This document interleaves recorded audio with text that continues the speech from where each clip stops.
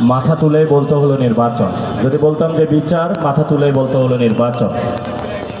তো তাহলে এখন নির্বাচন হয়েছে, সংস্কার আর বিচারের কি হবে সেই বিষয়ে কোনো আমরা স্পষ্ট বক্তব্য পাচ্ছি না।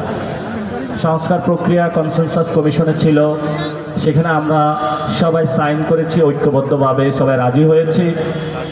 তার পরবর্তীতে বলা হলো যে এটা করা যাবে না, তারপরে গণভোটে গেল এটা, সেটাতে গণভোটে জনগণের রায়ও আসলো।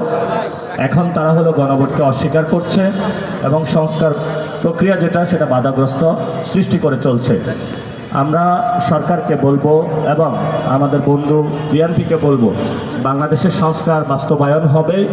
এটা যত চেষ্টা করুন না কেন, বাংলাদেশের সংস্কার প্রক্রিয়া আপনারা বাধাগ্রস্ত করে সেই ষড়যন্ত্রের মাধ্যমে আপনারা সফল হতে পারবে না। বাংলাদেশের সংস্কার প্রক্রিয়া যেটা হয়েছে তরুণদের হাত ধরে, এই সংস্কার প্রক্রিয়া বাংলাদেশে হবেই হবে ইনশাআল্লাহ।